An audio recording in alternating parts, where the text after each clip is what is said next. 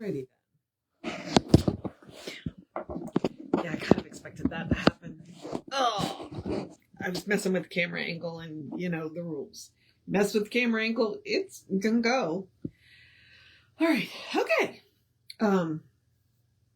We are starting a new book in our library today. So let's do the housekeeping really quickly. And the housekeeping is simply me reminding you that we are Creative Life Spiritual Center. Website is creativelife.org. Constant contact email, info@creativelife.org. It tells you what's going on. You get one email a week, tells you what's going on for the week and the month, and the hot links are hot. And it is a blind CC, so nobody's going to see your email. You won't end up on anybody else's email list because of us. Social media, we don't monetize it. We don't want to deal with the ads any more than you do. So what we ask you to do instead is to engage with the pages. So go like, subscribe, follow based on which platform it is, and then engage with the individual posts. So react to the post, comment on the post, share the posts. All right. And we are Creative Life Spiritual Center, Creative Life Spark, and I am the running Rev Ryan on the social medias that I am on. Okay. So we are doing Your Spiritual Power, which is, I ripped this off from Reverend Norm, who I know, I'm sure he's causing all kinds of ruckus wherever he is. Because he says the Bible is not a book. The Bible is a library. Same thing here. It says right here, it's an inspirational collection, but what it is a library. There are a number of books in here that some of the works which are rare, you might not find them anywhere else. We just finished on Friday, we finished Discover a Richer Life, which was a collection of his articles from the Science of Mind magazine from Ernest Holmes, which was really interesting. Today, we are going to start Living Without Fear, one of his smaller books. I don't know a whole lot about this, but the good news is there's a foreword, an introduction, a part 1, and then the actual article, which is Getting Rid of Superstitions. So we're in for a marathon, which is why I'm kind of rushing through the intro to get started with this. But that's what we're up to today. So we are going to start Living Without Fear. I'm debating about whether or not I'm going to read, I've got to read chapter 2 of Emma's Scientific Mental Practice, and I may or may not come and do it live. Because if I come and do it live, then it means I will actually do it, rather than trying to rush through it like I did yesterday on my lunch hour. So here we are. All right. So let's get started. As I said, we are starting on Living Without Fear. The foreword is from William Kinnear. This is the second in a series of annual editions of the Science of Mind magazine to bring together the miscellaneous writings of Ernest Holmes. The material in this edition is taken from the earliest issues of the Science of Mind magazine. Many of these articles were based on Dr. Holmes' lectures during what was probably his most dynamic period as a teacher in modern metaphysics. A great deal of the material in the early issues of the magazine was incorporated into the revised textbook, The Science of Mind. However, equally valuable material was of necessity omitted due to limitations in space. Some of it has been brought together to make this book. From one point of view, this might be said to be a supplement to his textbook. For over 30 years, this material has been unavailable to the reading public, and it is hoped that now that it has been brought to light, it will offer new hope, inspiration, instruction to many new and old readers. Here we find Ernest Holmes presented to us in the same manner that first published him in one of the great that first established him as one of the great religious philosophers and spiritual leaders of our day. Now that's William Kinnear. So this one, like Discover a Richer Life, is a compilation of his Science of Mind articles, which is really cool. So I expect it to be like the last one where it felt like he was talking directly to me. So this should be interesting. Okay. And here's the interesting thing. So Reverend Kathy Mastriani she's a classmate of mine. She graduated, I think, a year behind me. Her goal, if she has not already got it accomplished, is to digitize all of the issues of Science of Mind magazine. I know one of her goals was to collect them all, and I don't know if she's done that either. But her other goal is to digitize it and make it available on the archives. So all of this material will be available if it's not already. But most likely to access it, you're going to have to join the archives, just so you know. So go to the Science of Mind Archives website and look. Cause she was furiously raising money to get this digitized. So I know that they've been working on it. I don't know if they're done or not. I graduated in 2017, which means she graduated in 18. So she's possibly done by now because it's 2025. So, you know, I may be a little behind. Okay. So this is the introduction. That was the foreword. Now we're going to do the introduction. We spend most of our lives trying to avoid what we do not like and seeking to experience more of those things that bring us pleasure, happiness, and well-being. However, in doing this, we find ourselves in an almost continual state of fear in one or more of its many forms. We fear what we do not like and also fear we will not have what we do like. Worry, crisis, and anxiety seem to plague most people, often to the extent that life is something to be suffered through rather than to be lived with joy. This does not mean that we shall ever be free of all problems, but rather that life and living present a continual challenge, which we should learn to master instead of allowing it to master us. That's a really good phrase.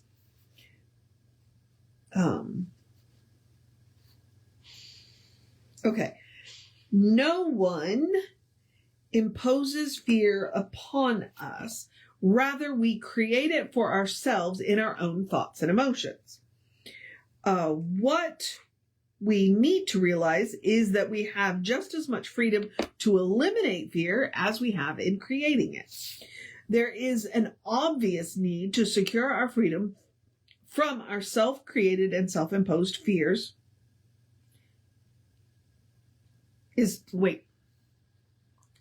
That there is an obvious need to secure our freedom from our self-created and self-imposed fears is found in those sciences which deal with the mind and the body.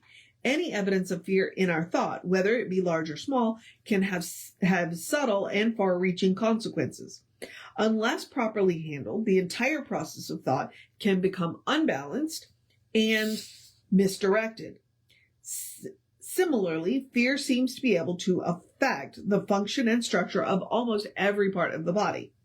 Oh yeah, once those hormones get going, yep.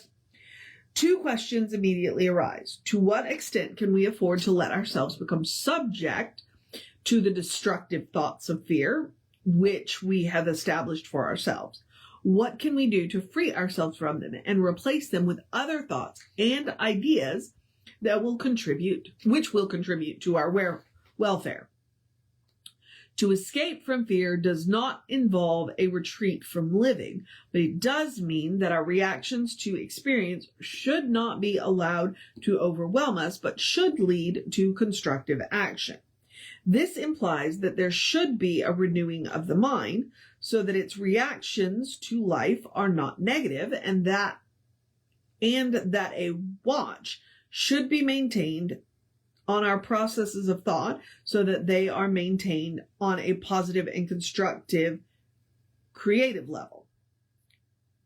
Okay, wait. Okay, I got myself confused here. Hang on. A watch should be maintained. If a person seeks to free themselves from limitations which their fears have imposed upon them, it will also be necessary for them to free themselves from those ideas which have nourished and kept the fears alive to wreak their damage. The purpose of the material in this book is to show you the pathway which may enable you to start your journey to a new fashion. No, to a new freedom. A freedom from fear and a greater participation in all those things which make life more worthwhile. You can find a freedom from fear, and you can discover the ways and means to achieve more of what your heart desires. The journey can be made, the goals can be achieved, but it is something no one else can do for you. For the attainment rests in the process of your own thought. The challenge in life and living is to what degree we can learn to think constructively. This book can show you the way, but the actual traveling of that way is up to you. And in your journey from fear to freedom, you will be making the greatest discovery any person can make, the discovery of yourself. And that says W.H., so William Kinnear. So he wrote the foreword and the introduction. Okay, so part 1, freedom from fear is possible. From time immemorial, it has been almost instinctive for humanity, when confronted with fear, to turn to what it is considered a power greater than itself, to seek release or protection from situations and conditions which have threatened what it has considered a normal, natural existence. This turning to a greater power has been common to all people at all times and is an inherent aspect of all religious belief. Primarily, it is an act of thought, but it is also accompanied by action commensurate with the nature of the thought. This act of thought has been called many things, but is commonly identified as prayer. However, much that has passed as prayer has been ineffective in establishing the freedom of thought, the freedom sought. Okay? What we seek to determine is the nature of humanity and the prayer which produces desired results. Okay, so that is the introduction to part 1. Now, we are actually going to get into the first article, which is get rid of superstitions. All right. So, get rid of superstitions. Science is defined as knowledge of facts, laws, and proximate causes gained and verified by exact observation and correct thinking. Superstition is defined as a belief founded on irrational feelings and as a belief in a religious system regarded by others than the believer as unreasonable. Supernatural is defined as that which is outside the range of the accepted course of nature, which transcends nature and includes the creator. Nature is defined as the system of natural existences, forces, changes, and events regarded as distinguished from or exclusive of the supernatural. Okay, apparently we're defining our terms. From the above stated definition, we gather that science is that which we know something about or have a definite knowledge of. Superstition is an unreasonable belief, especially in regard to religious convictions and our ideas of God. The supernatural is that which we do not understand or have any definite knowledge of, but might be that which includes the creator, which, while nature means natural existence. It appears from these definitions that the dictionary defines the supernatural from a superstitious standpoint, but it clearly states that the supernatural is outside the range of nature, but includes the being of God. The definition is not scientific, but superficial. Okay. All right, Ernest. We are living in a scientific age, therefore, in an age of a more or less exact knowledge of many things.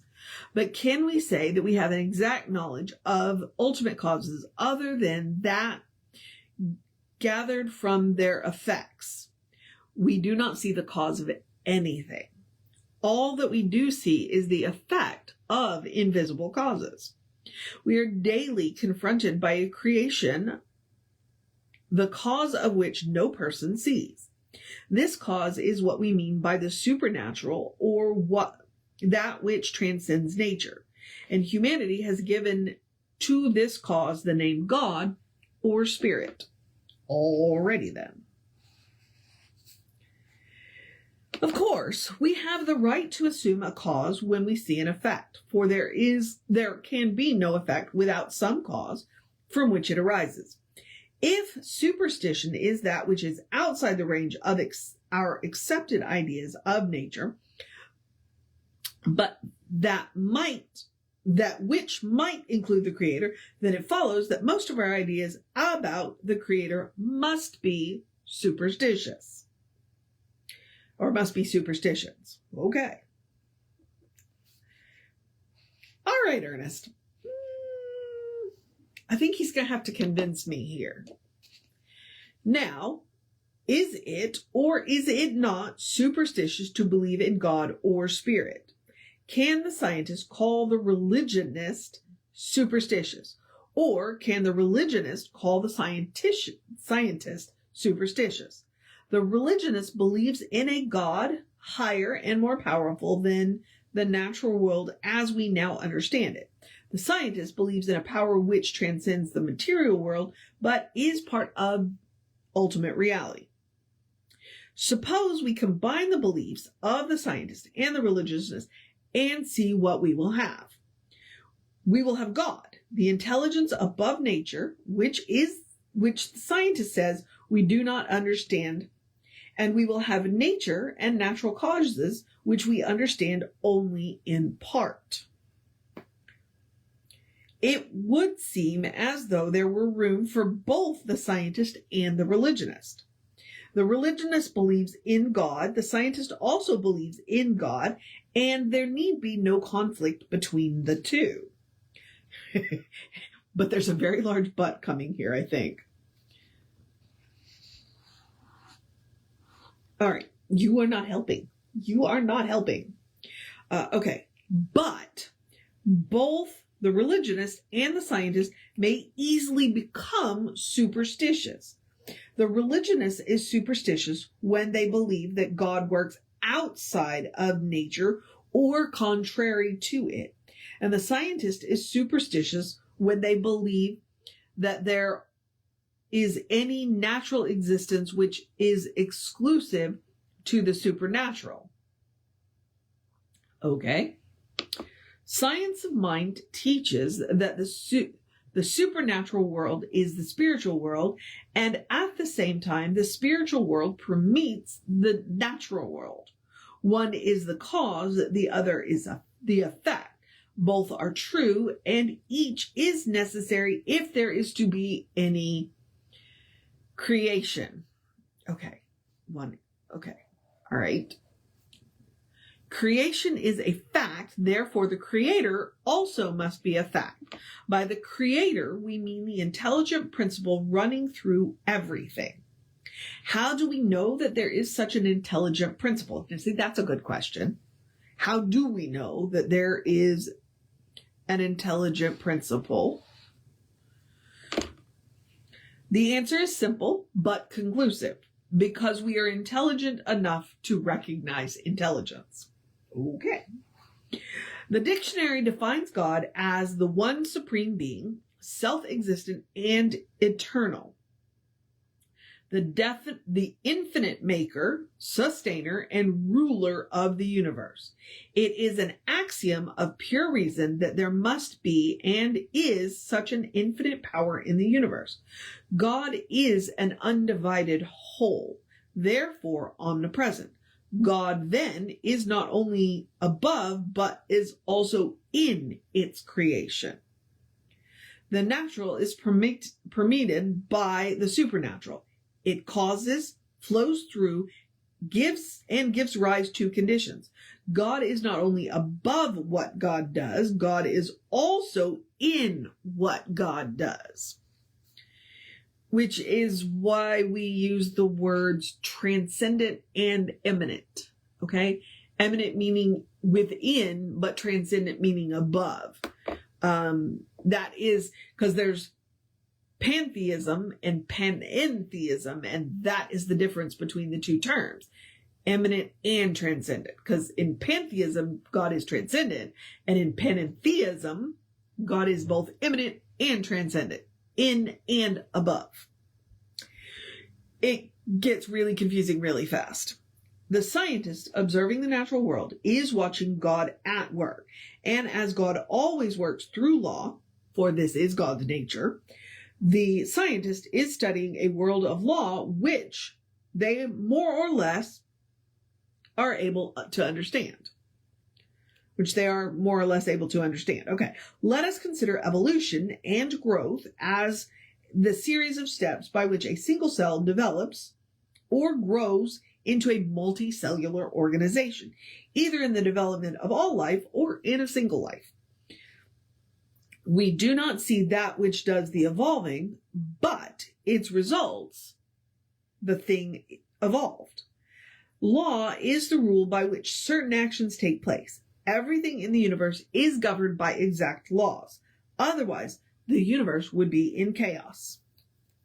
We do not see any law. We see what it does and how it acts. Law is a part of the invisible government of the universe. In dealing with facts and actions of every kind, we are dealing with laws, and insofar as we understand the law governing any fact or action, we understand the action. But we understand the actor only through the act. Yep. Causes are partly revealed and partly concealed. Any given cause is ascertained by a careful observation of its effect. In proving effects, we establish causes. In understanding effects, we penetrate the nature of causes.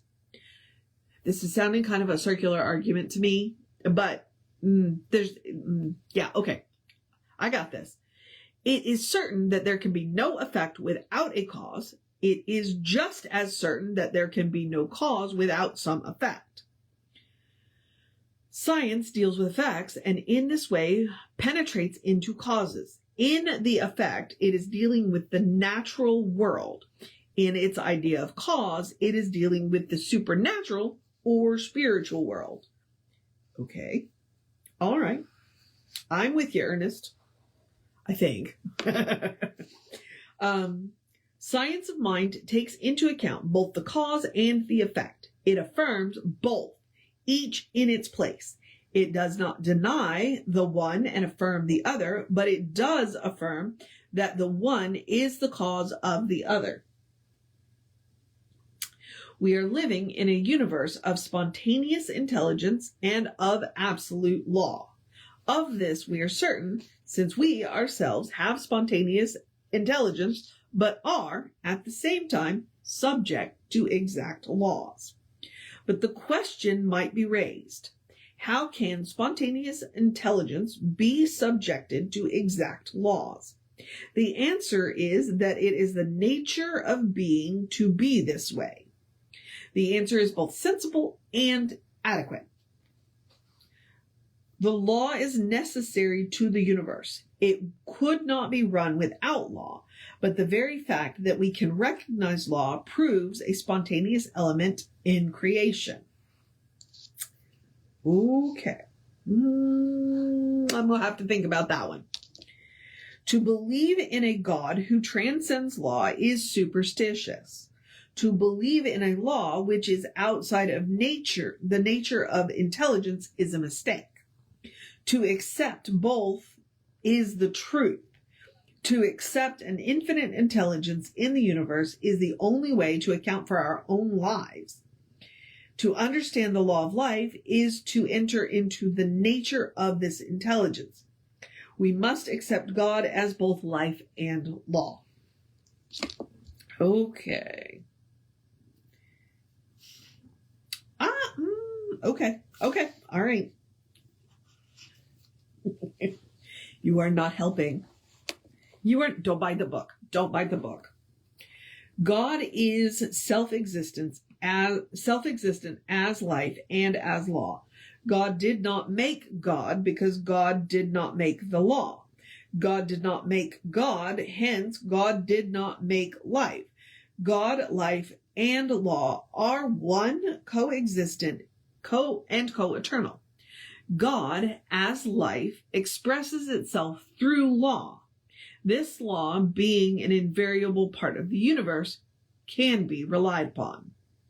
It would be superstitious to suppose that by prayer we cause God to change God's laws or the way they work.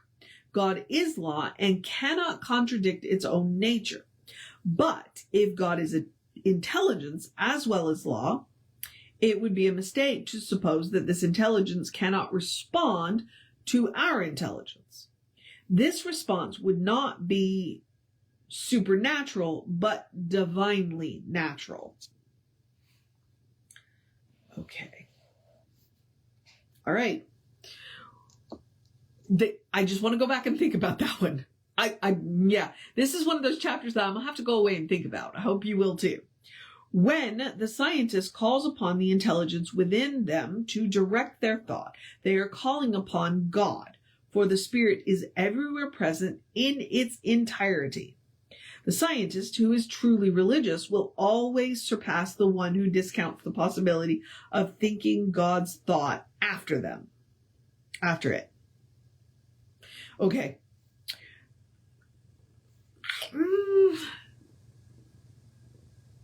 I mean, I don't know a whole lot of scientists that are atheists. Probably most scientists aren't atheists, but I don't know. That's a good question. To suppose that God helps some and not others is superstitious. To suppose that God is ready to help all is both scientific and sensible. It is the nature of God to express itself. This we know because it is true of our own natures. Whenever our minds are receptive to the divine influx, there is a flowing of God through us according to exact law.